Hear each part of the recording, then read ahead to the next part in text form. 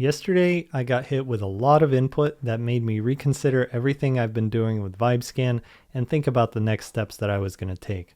So today, I took a break from the product, took a break from the marketing, and just spent some time with my family. We went out, got lunch, did some shopping, and I got to clear my mind of all of this stuff, which actually helped me think much more clearly afterwards. It's a good reminder to actually schedule breaks in like that because my schedule has been keep going nonstop until I crash and burn out and then pick things back up. But if I can actually schedule some breaks in, I think that's going to really help my productivity and clarity of thought. Anyhow, after thinking things through, I realized that I need to make a big packaging change to VibeScan, both from a pricing and business model perspective, as well as how I am delivering results. In a nutshell, I'm going to move VibeScan to be a single purchase, something that appeals to buyers right when they've finished a project or perhaps just launched it, who want to make sure that everything is good to go. It's not a preventative thing that they want to protect themselves from. It's something that they're worried about in a moment about a particular project.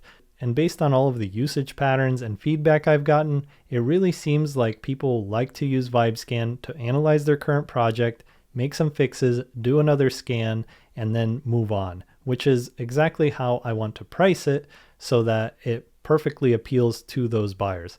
You know, when you sign up for a subscription, it feels like an additional commitment, and you end up comparing it to other subscriptions that are part of your workflow.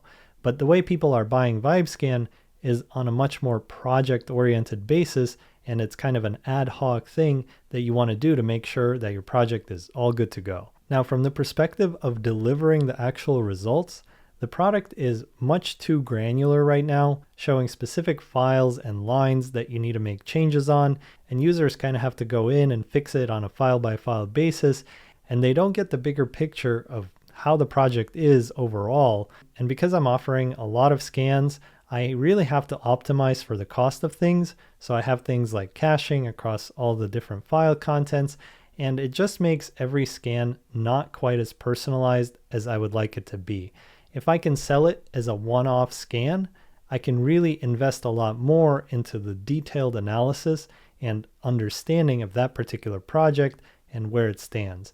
So I think by looking at how people are actually buying and using VibeScan, this is helping me pivot into the right direction from a business perspective.